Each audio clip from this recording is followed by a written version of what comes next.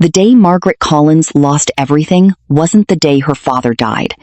It was the day her own sister smiled across a polished conference table and stole an entire lifetime from her. At 70 years old, Margaret walked into a lawyer's office, believing she would hear her father's final wishes. Instead, she heard something impossible. According to the will sitting on the table, their father had left every dollar, every acre of land, every family possession to her younger sister Linda. The farmhouse where Margaret had cared for him through 12 long years of illness, gone. The savings he had spent a lifetime building, gone. The family land that had belonged to the Collins family for generations, gone. And the most painful part? Linda didn't look surprised. She looked prepared.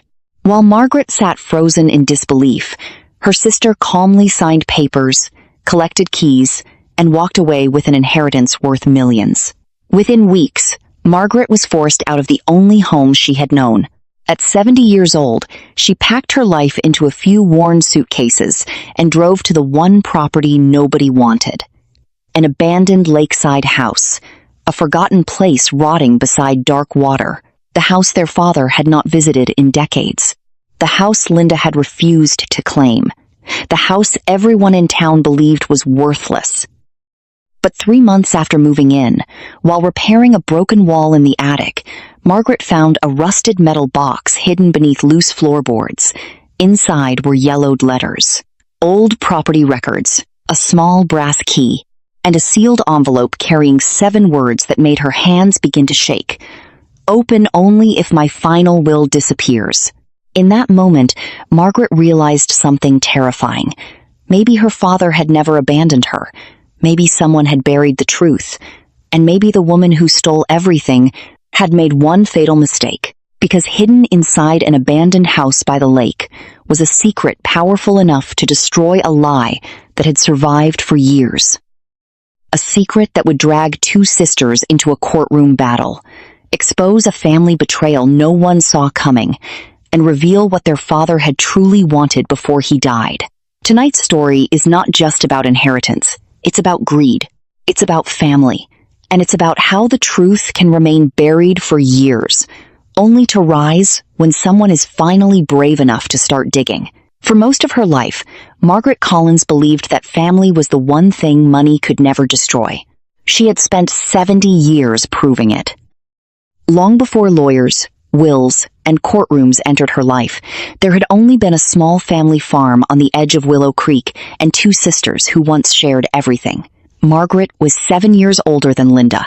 As children, they fished together along the lake behind their father's property. They rode old bicycles down dirt roads, picked wildflowers in the summer, and sat on the porch listening to Robert Collins tell stories about the family's history. Back then, Margaret couldn't imagine a future where she and Linda would become strangers. But even as children, small cracks existed beneath the surface. Robert often noticed them. Margaret was the responsible one. If something broke, she fixed it. If someone needed help, she was there. If her parents were sick, she stayed home. Linda was different. Charming, confident, always wanting more. When Margaret received a new book, Linda wanted a better one. When Margaret earned praise at school, Linda found a way to make herself the center of attention. Their mother used to laugh and call it sibling rivalry. Robert wasn't so sure. Over the years, the gap between the sisters widened. Margaret married a local mechanic named Thomas Collins, and Eason settled into a quiet life. Linda left town, moved between cities, and chased business opportunities that never seemed to last. The sisters spoke less and less. Then tragedy arrived. Thomas suffered a heart attack at 61 and passed away unexpectedly. Margaret's world collapsed. For months, she barely left the house. And during that difficult period, there was one person who stood beside her every day, her father.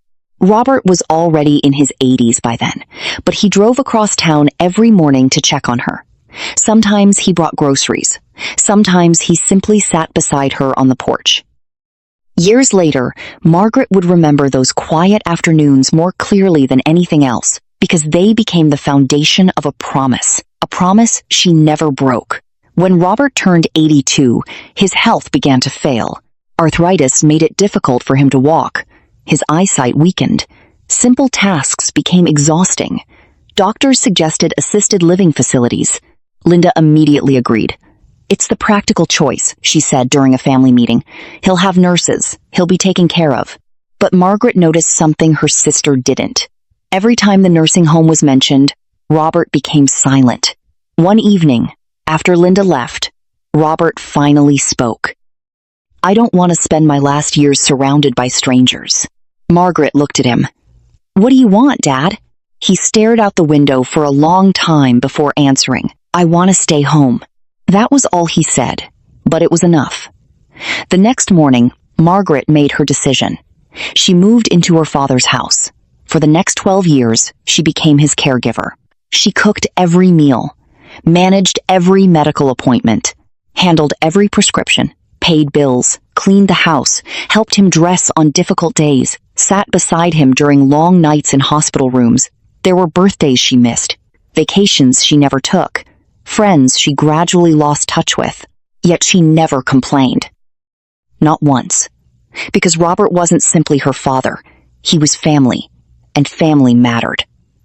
Meanwhile, Linda visited only occasionally. Sometimes months passed without a phone call. When she did appear, her visits rarely lasted more than an hour. She always seemed busy, always had somewhere else to be. Yet strangely, she never missed conversations involving money, property taxes, land values, investment accounts. Those subjects always captured her attention. Margaret noticed it, but she ignored it. She didn't want conflict. She wanted peace. Looking back years later, she would realize that ignoring the warning signs had been one of the biggest mistakes of her life. Then came the winter that changed everything. Robert was 94. The doctors warned Margaret that his heart was failing. There wasn't much time left. One snowy evening, Margaret sat beside his bed holding his hand. The room was quiet, except for the soft sound of oxygen flowing through a machine. Robert looked weaker than she had ever seen him, but his mind remained sharp. Suddenly, he squeezed her hand. "Margaret." She leaned closer. "I'm here, Dad." He smiled faintly. "You've always been here." Tears immediately filled her eyes. "Of course I have." He studied her face carefully, as if trying to memorize every detail. Then he said something she would never forget. "When the time comes, don't stop looking for the truth." Margaret frowned. "What truth?" But Robert never answered. His eyes drifted toward the window. A few moments later, he fell asleep. Those were the last meaningful words he ever spoke. 3 days later, Robert Collins passed away peacefully in his own home. Margaret sat beside him until the very end, and as she held her father's hand one final time, she had no idea that his mysterious warning was about to become the most important clue of her entire life, because while she was grieving, someone else was already preparing for what came next. Someone who had been waiting for this moment for years. Her sister, Linda. The funeral took place on a gray morning beneath heavy clouds. People came from all over Willow Creek to pay their respects to Robert Collins. Farmers who had known him for decades. Former coworkers, old friends, neighbors. Even people Margaret had not seen in years stood quietly beside the church entrance, sharing stories about her father. Everyone spoke about Robert the same way. Honest, fair. A man whose word was worth more than a signed contract. Margaret listened to those stories with tears in her eyes. The past 12 years had been exhausting, but as she stood among the crowd, she felt no regret. She had kept her promise. Her father had not spent his final years alone. That was enough, or at least she thought it was. Across the room, Linda stood beside the front pew, dressed in an expensive black coat. She accepted condolences gracefully, smiled when appropriate, shed tears at exactly the right moments. To everyone watching, she appeared to be the grieving daughter, but something about her behavior felt strange. Not sad, not broken, calm, too calm. At one point, Margaret noticed Linda checking her phone. Then, glancing toward a man in a dark suit standing near the church entrance. The man nodded slightly. Linda nodded back. The exchange lasted less than 2 seconds. Margaret almost dismissed it. Almost. But later, that tiny moment would return to her memory again and again. After the funeral, the family gathered for a small reception at Robert's house. People shared meals, told stories, laughed through tears. For a few hours, it felt like the old days. Then Linda approached Margaret. "There will be a reading of Dad's will next Thursday." Margaret looked up. "Already?" Linda shrugged. "The attorney wants to settle things quickly." Margaret nodded. She didn't think much about it. Why would she?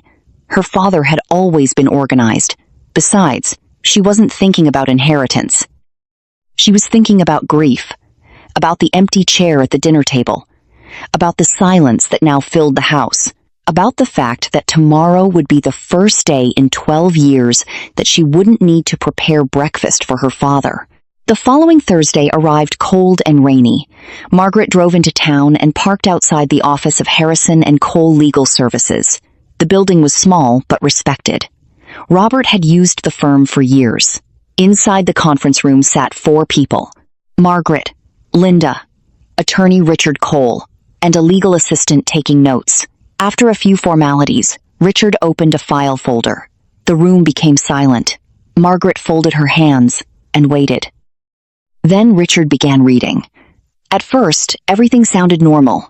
A few charitable donations, instructions regarding personal belongings, family keepsakes. Then came the section concerning the estate. Richard adjusted his glasses. His voice became more formal. All real property, financial accounts, investment holdings, business interests, and remaining assets shall be transferred exclusively to my daughter, Linda Collins.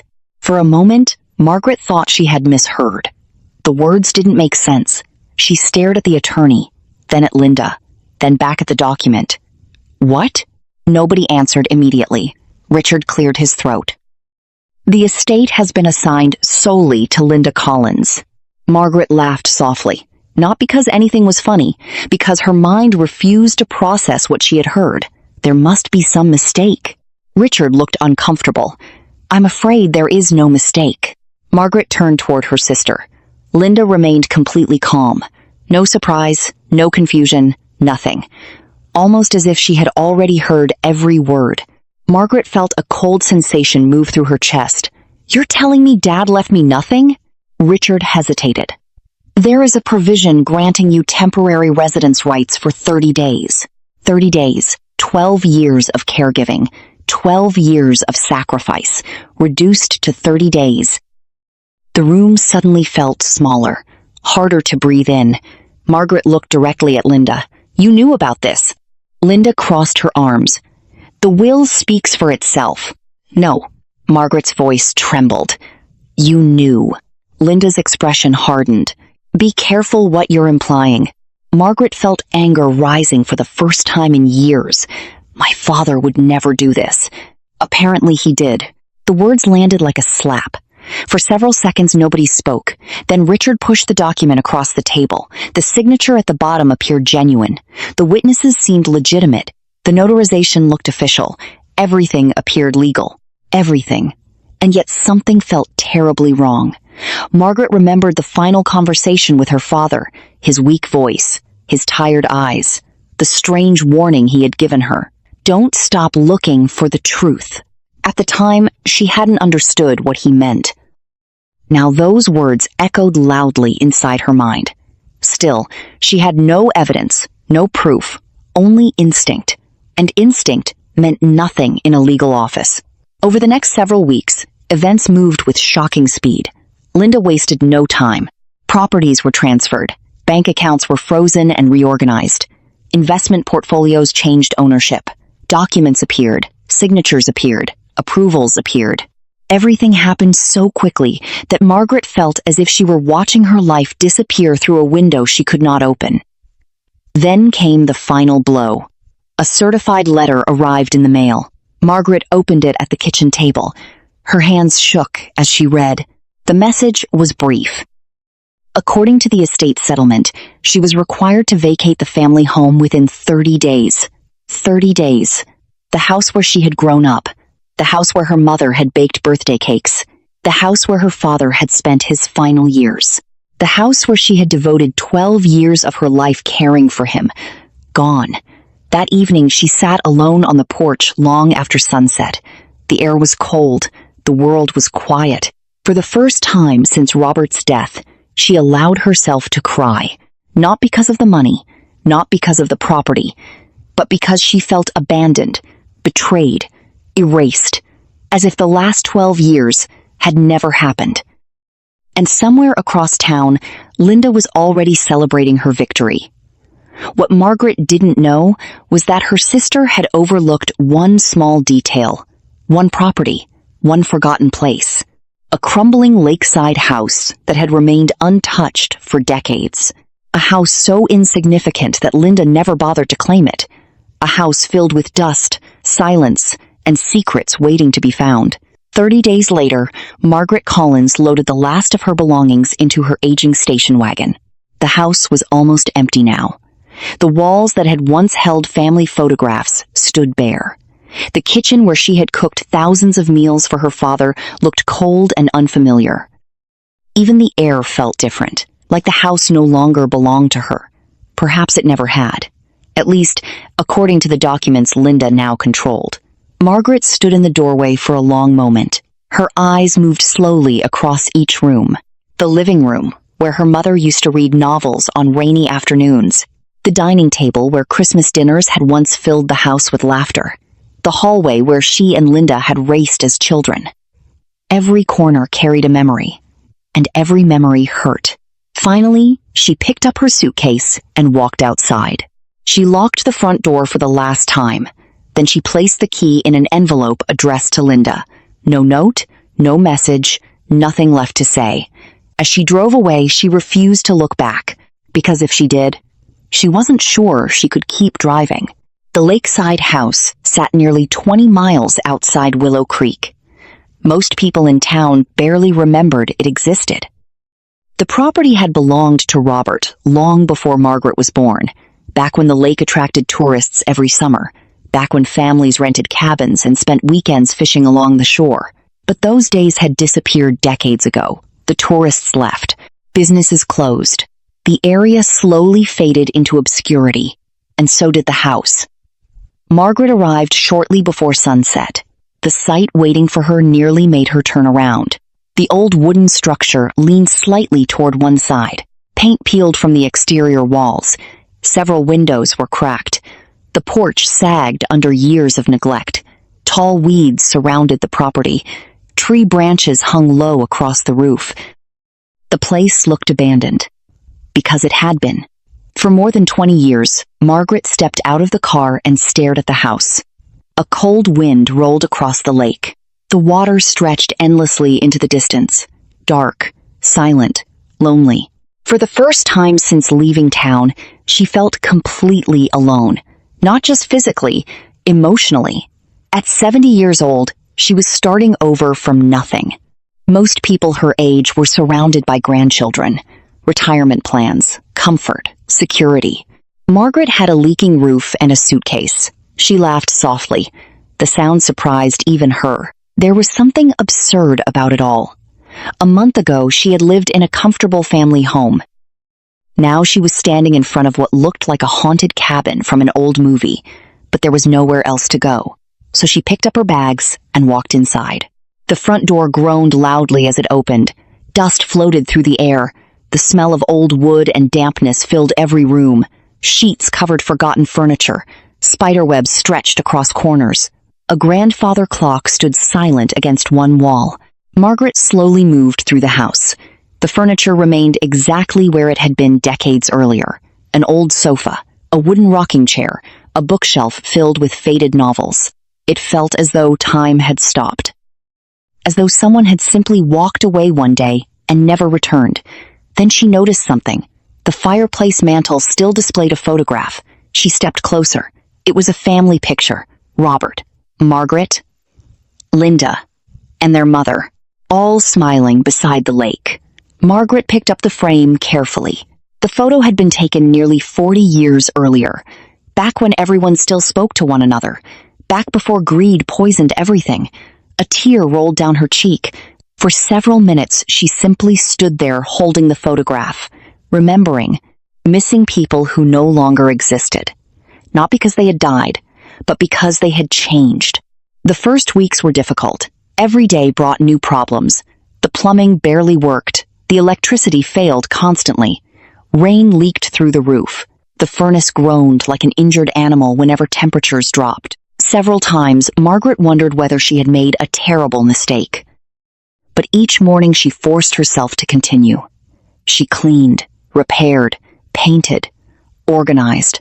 Little by little, the house began to breathe again, and strangely, so did she. For the first time in years, every decision belonged entirely to her. No hospitals, no legal documents, no arguments, just work. Simple, honest work, the kind her father had always respected. One afternoon, about 6 weeks after moving in, Margaret drove into town for supplies. While shopping, she unexpectedly ran into Tom Harrison, a retired farmer who had been Robert's neighbor for nearly 50 years. Tom stared at her in surprise. "Margaret?" She smiled. "Hello, Tom. I heard about the estate." Margaret nodded quietly. The old man's face darkened. "Your father would have hated what happened." The words caught her attention immediately. "What do you mean?" Tom glanced around before lowering his voice. "Your father talked about you all the time." Margaret felt her chest tighten. "He did?" Tom nodded. "Every chance he got." A long silence followed. Then Tom said something unexpected. "Last year, he asked me a strange question." Margaret looked at him carefully. "What question?" Tom scratched his chin. "He wanted to know if I'd ever hidden something important from my family." Margaret frowned. "Why?" "I don't know." Tom shook his head. But he seemed worried. Worried about what? Tom looked directly into her eyes. That someone might find something before the right person did. Margaret's heartbeat quickened. The words felt familiar, too familiar. Suddenly she remembered her father's final warning. Don't stop looking for the truth. That night, she couldn't sleep. Rain tapped softly against the windows. The lake reflected pale moonlight outside. Margaret sat alone in the living room, thinking about everything Tom had said. Around midnight, she decided to make tea. As she walked toward the kitchen, something caught her eye. The grandfather clock. The same clock she had noticed on her first day. For some reason, it seemed slightly crooked. She approached it, examined it more closely. Then she froze. Behind the clock, barely visible beneath years of dust, was a small scratch mark on the wall. A mark that didn't belong there. Curious, Margaret carefully moved the heavy clock away from the wall. Something metallic fell onto the floor. Clink. The sound echoed through the silent room. Margaret stared down in shock. A key. Old, brass, covered in dust. Attached to it was a tiny, faded tag. Her hands trembled as she picked it up. Written in Robert's unmistakable handwriting were 3 simple words. For Margaret only. The room suddenly felt very quiet. Because for the first time since her father's death, Margaret wasn't wondering if he had left her a message. She knew he had, and somewhere inside the old Lakeside house, something was waiting to be found. Margaret barely slept after finding the brass key hidden behind the grandfather clock. The next morning, she searched the entire house trying to find what had opened. Hours later, she noticed an old attic hatch in the upstairs hallway, covered in dust and untouched for years. Curious, she climbed up. The attic was filled with old furniture, boxes, and forgotten belongings. At the far end, hidden behind several crates, she discovered a small wooden door secured with a brass lock. Her heart raced. She inserted the key. The lock clicked open. Inside was a hidden storage room. Shelves lined every wall, packed with folders, journals, property records, bank statements, and hundreds of carefully organized documents. On a desk in the center of the room sat a single envelope. Margaret immediately recognized her father's handwriting. With trembling hands, she opened it. The letter began, "My dearest Margaret, If you are reading this, something has gone terribly wrong." As she continued reading, her stomach tightened. Robert explained that he had spent years secretly collecting records because he feared someone close to him was trying to manipulate his estate. Someone he no longer fully trusted. Margaret already suspected who he meant. She spent the rest of the day examining the documents. Many of them involved Linda. Failed attempts to gain access to accounts. Disputes over property. Letters revealing Robert's growing concerns about his younger daughter. Then, beneath a workbench, Margaret found a locked drawer. Inside was a blue metal box. Along with old photographs, deeds, and personal journals, there was one final item. A sealed legal envelope protected inside a plastic sleeve. Across the front were 7 words written in her father's unmistakable handwriting. "Final will. Open only if original disappears." Margaret stared at the envelope in shock. At that moment, she realized her father had anticipated everything. And if the document inside was authentic, Linda hadn't inherited the family fortune. She had stolen it. Nearly 8 months after Margaret Collins discovered the hidden room in the attic, the case that had divided a family finally reached its conclusion. By then, what had started as a simple inheritance dispute had become the most talked-about legal battle Willow Creek had seen in decades. The evidence was impossible to ignore. Robert's journals, the letters he had written over the years, property records, financial documents, witness statements, and most importantly, the sealed final will Margaret had discovered inside the blue metal box hidden in the abandoned Lakeside house. As the trial unfolded, piece after piece of the truth emerged. The court learned that Robert had spent years documenting his concerns. He had recorded conversations, saved correspondence, copied legal records, and carefully preserved everything inside the hidden room because he feared exactly what would happen after his death. For the first time, the image Linda had carefully built began to crack. Witnesses testified that Robert had repeatedly expressed his desire for Margaret to be protected. Former friends spoke about conversations they had shared with him.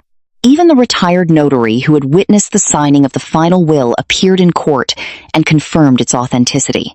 Every new testimony strengthened Margaret's case. Every new document brought the truth closer to the surface. Meanwhile, Linda's explanations became increasingly difficult to believe. Her attorneys argued, delayed, objected, attempted to challenge the documents, but the evidence kept growing, and eventually, there was nowhere left to hide. On the final day of the trial, the courtroom was packed. Residents filled nearly every seat. Many had known the Collins family for years. Others came simply because they wanted to see how the story would end. Margaret sat quietly beside Ethan Brooks. Unlike the frightened woman who had entered the lawyer's office months earlier, she now looked calm, stronger. Not because she was certain she would win, but because she finally knew the truth. And sometimes, knowing the truth is more powerful than any verdict. Across the room, Linda sat beside her legal team. For the first time, she appeared nervous. The confidence that had carried her through the previous months was gone. The judge entered. The room immediately fell silent. After reviewing the evidence, the testimony, and the final will discovered by Margaret Collins, the court had reached its decision. The judge spoke slowly, clearly. Every word seemed to echo through the room. The court determined that the will originally presented after Robert Collins' death could no longer be considered reliable. The evidence overwhelmingly supported the authenticity of the final will found at the Lakeside property. The court further found that critical estate documents had been intentionally concealed. A gasp spread through the courtroom. Linda lowered her eyes. Then came the ruling that changed everything. Years earlier, Robert had included a special clause within his final will, a clause that few people knew existed. It stated that any beneficiary who knowingly concealed, destroyed, or interfered with a valid version of his estate plan would immediately forfeit all inheritance rights. The judge paused before continuing. Then he announced that the clause would be enforced. The courtroom became completely silent. Linda Collins lost every claim to the estate, every property, every account, every investment, everything. The inheritance she had spent years trying to control vanished in a matter of minutes. Some people in the courtroom looked shocked. Others simply nodded, as if justice had finally arrived after taking the long road. Margaret closed her eyes. A tear slipped down her cheek.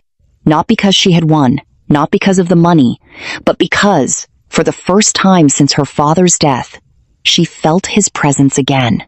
Not physically, but in spirit. His voice, his wisdom, his trust. Everything she had feared was lost had been restored. After the hearing ended, reporters gathered outside the courthouse.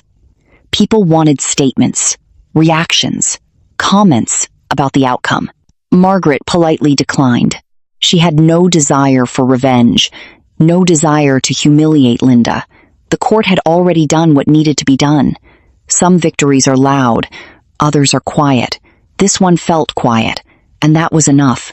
A few days later, Margaret returned to the Lakeside house, the same house she had arrived at months earlier, with nothing but a few suitcases and a broken heart. The property looked different now, not because the house had changed, but because she had changed. Workers had repaired the roof. Fresh paint covered the walls. The porch had been restored. Flowers now lined the walkway leading toward the lake. Life had returned to a place everyone else had forgotten. Margaret walked through the house slowly, past the living room, past the kitchen, past the old grandfather clock that had started everything.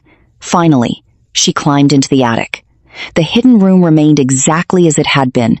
The shelves, the records, the desk, the blue metal box, everything. She sat down and opened her father's final letter once more. By now she had read it dozens of times, yet one passage always stopped her.